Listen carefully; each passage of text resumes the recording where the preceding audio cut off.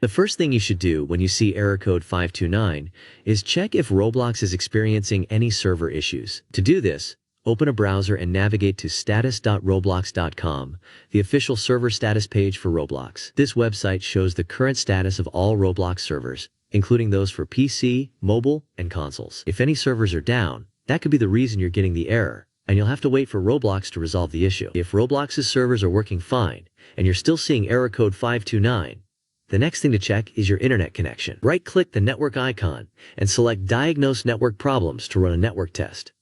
Afterward, you can choose to restart the adapter to refresh your network connection.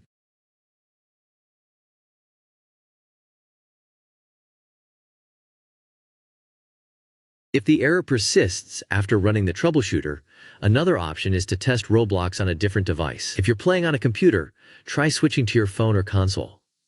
Alternatively, if you're using your phone, try playing Roblox on your computer device. This will help determine if the issue lies with your device rather than the game itself. If none of the previous steps resolve the issue, a simple reboot of both your computer and router can often do the trick. Start by rebooting your computer, and if the issue continues, unplug your router for about 30 seconds, then plug it back in. Once your router is back online, try playing Roblox again to see if the error code 529 is fixed. And that is it. I hope you found the video helpful. Don't forget to hit the subscribe, like, and share buttons. If you have any questions, drop them in the comments below. As always, thanks for watching, and I'll see you in the next video.